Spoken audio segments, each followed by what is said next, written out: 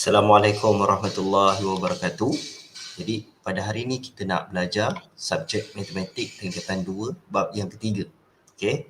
Matematik tingkatan 2 bab yang ketiga iaitu kita panggil sebagai rumus algebra. Sebelum ni kita dah buat topik bab 2 iaitu berkaitan dengan pemfakturan, kembangan dan pecahan algebra. Jadi sambungan dia adalah rumus algebra. Rumus algebra ni paling kita kena kuat ialah asas bagi rumus algebra ni adalah algebra tu sendiri dan yang keduanya persamaan linear. Persamaan linear ada kita belajar masa tingkatan 1. Okey, boleh.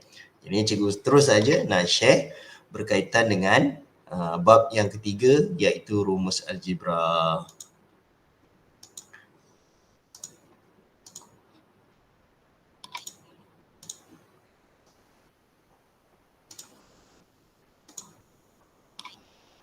Okey, untuk para pelajar tingkatan 2. Jadinya pada hari ini kita nak belajar, sekali lagi cikgu ulang, pada hari ini kita nak belajar tentang satu topik iaitu bab yang ketiga. Ini matematik tingkatan 2, okey. Bab yang ketiga iaitu rumus algebra. Jadi dalam rumus algebra ni kita hanya belajar dua perkara, iaitu dua perkara sahaja, dua perkara.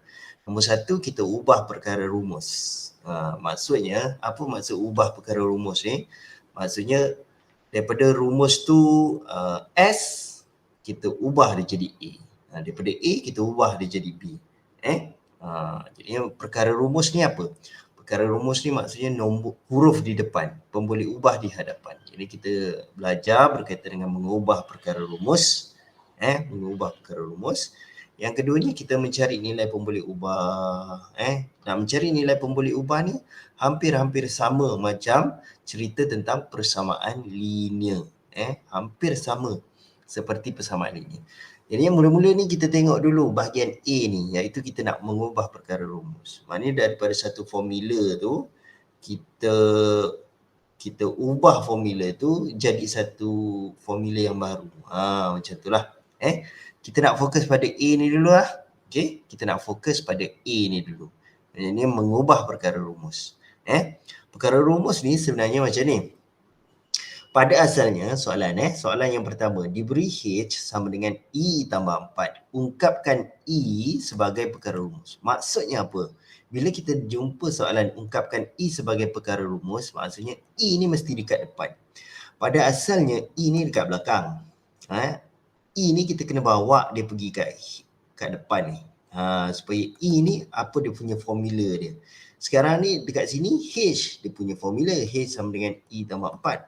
Soalan ni ungkapkan E sebagai perkara rumus. E ni dia nak suruh duduk kat depan. H ni duduk kat belakang. Seolah-olah E tu nak jadi imam.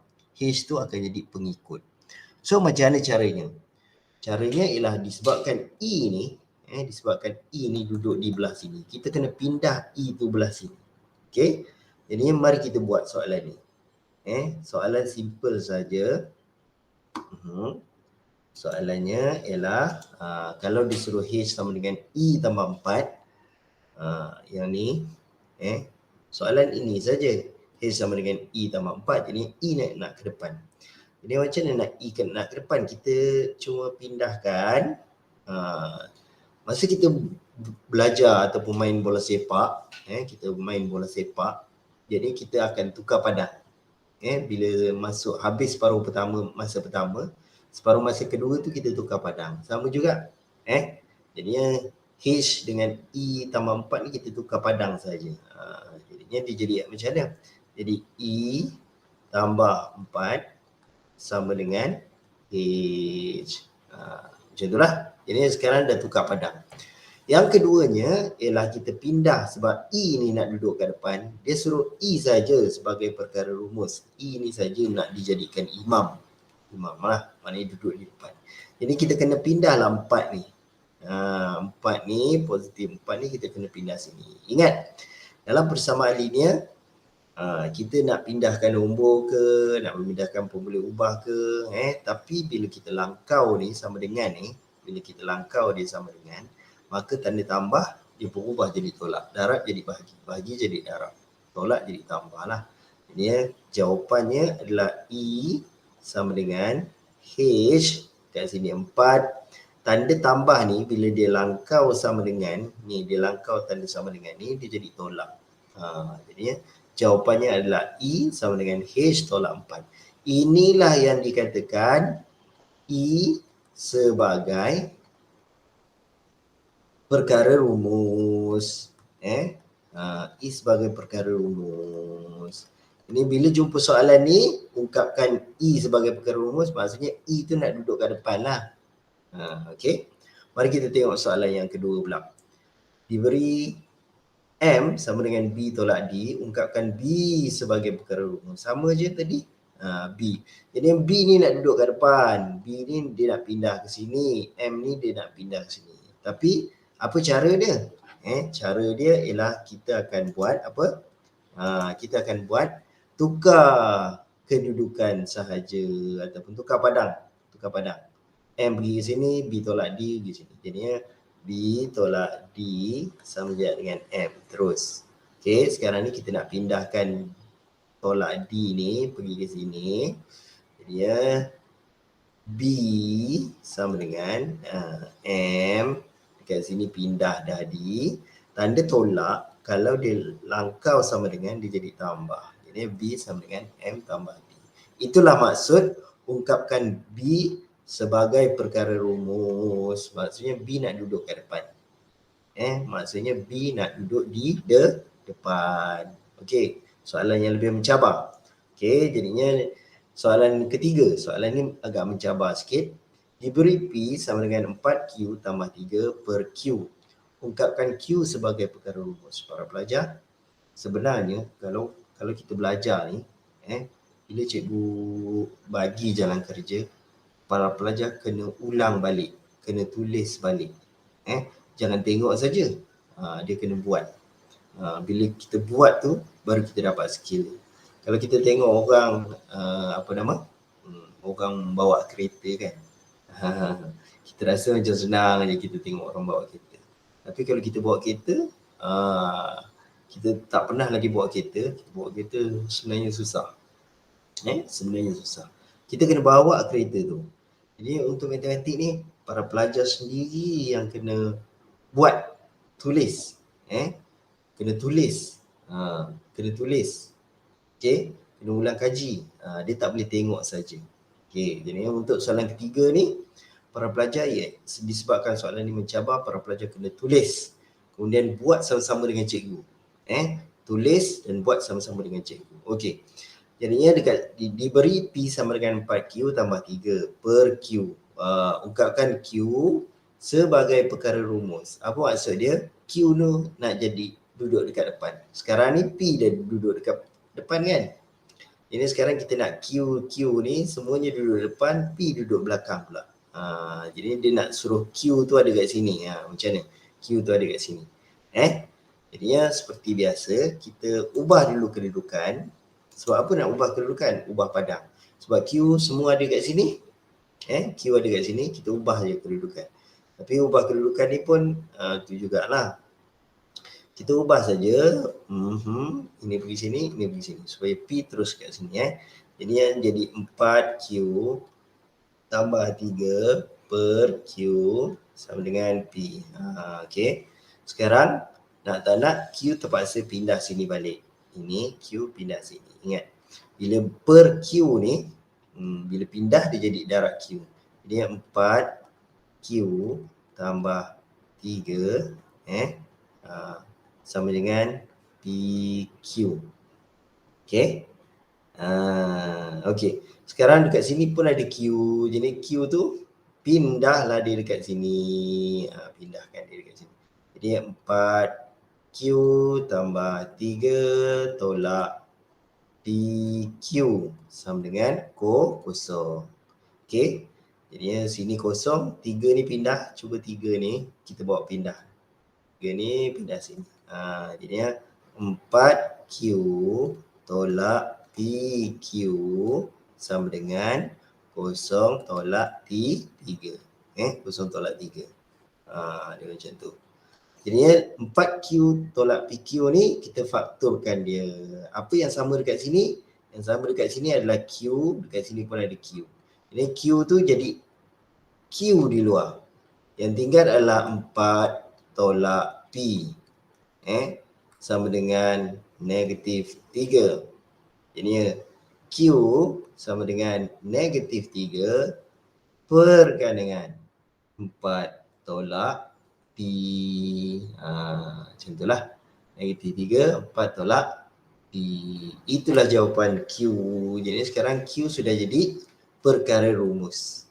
Ini sekarang Q dia dah jadi perkara rumus. Q dia sudah jadi perkara rumus. Ini kita buat lagi soalan-soalan begini. Sebab soalan yang macam ni kita kena ulang.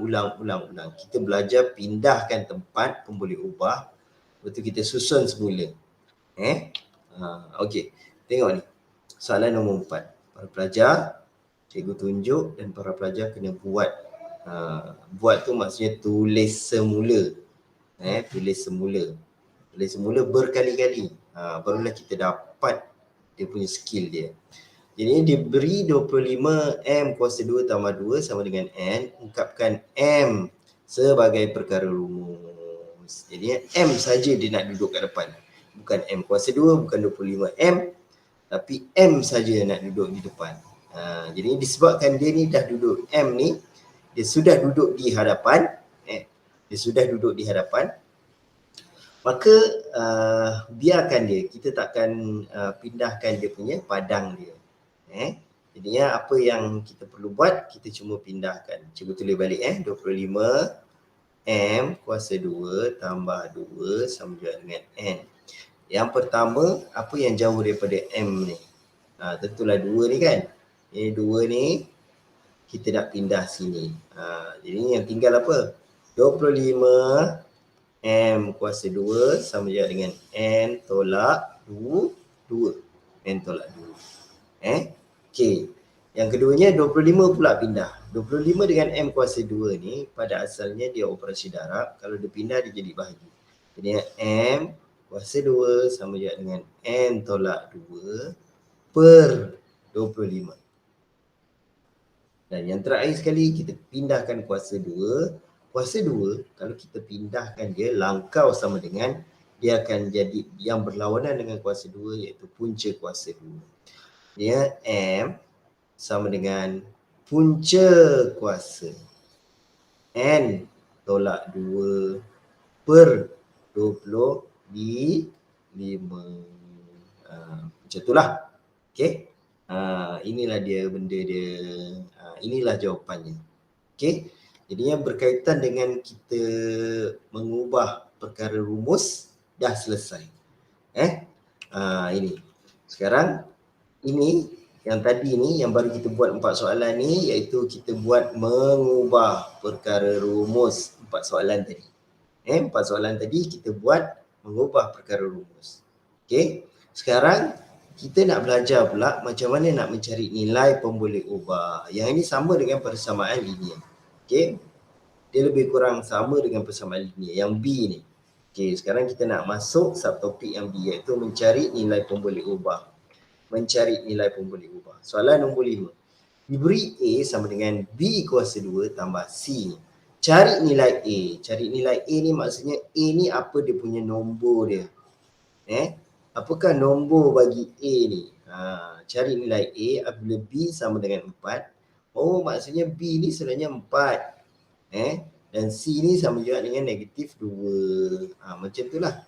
Jadi A sama dengan B ni kita tukar pada 4. 4 kuasa 2. Lepas tu tambah C tu adalah negatif 2. Jadi A sama dengan 4 kuasa 2 adalah 4 darab 4. Bukan 4 darab 2. 4 darab 4. 4 kuasa 2 adalah 16 tolakkan dengan 2. Jadi A sama dengan 16 tolak 2 jawapannya 14. Okey.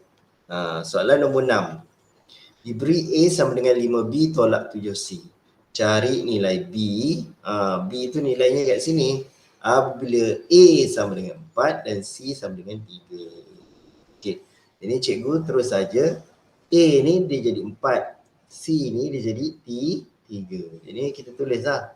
4 sama je dengan 5B tolak 7 kurungan 3. C kan 3. Jadi 7 kali 3, 21. Jadi 4 sama je dengan 5B tolak 21. Okey. Sekarang kita nak tahu 5B ni apa? Yang ni yang guna persamaan linear.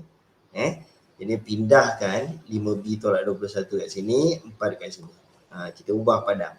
Ini 5B tolak 21 sama juga dengan 4. Jadi 5B sama dengan 4 tambah 21. 5B sama juga dengan 25. So bila 5B sama dengan 25, 5B sama dengan 25. Jadi B sama dengan 25. Okey, bahagi 5. So B sama je dengan 5. So maksudnya jawapan B ni adalah 5 nilai dia.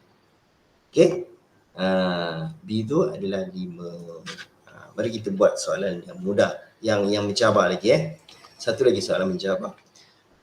Diberi X sama juga dengan B kuasa 2 tolak 4AC. Cari nilai X apabila A sama dengan 6, B sama dengan -7, C sama dengan 2. Yang ni senang sangat.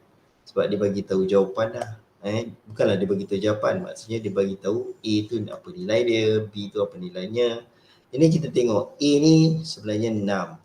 B tu sebenarnya -7. Dan C tu sebenarnya 2. Jadi kita tulis balik X sama je dengan B tadi -7 kuasa 2. -7 kuasa 2 tolakkan dengan 4, 6. Okey, ni 2.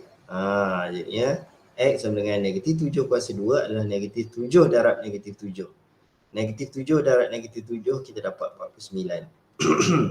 Okey, tolakkan dengan 4 kali 6, 24. Darab 2, 48. So jadinya X sama dengan 49 tolak 48. Jawapannya 1. Itu sahaja. Okey. Dapatlah jawapannya. X ni sama dengan 1. Nilainya adalah 1. So ini adalah cerita di bahagian B. Tengok. Ini yang kita buat daripada soalan 5 sampai nombor 7 tu adalah kita mencari nilai pemboleh ubah. Nilai A berapa nombor dia, nilai B apa nombor dia, nilai X apa nombor dia. Jadi kita kena buat ulangan ataupun kita kena, cikgu walaupun cikgu tunjukkan cara, para pelajar kena tulis juga. Kena ikut follow step cikgu untuk pastikan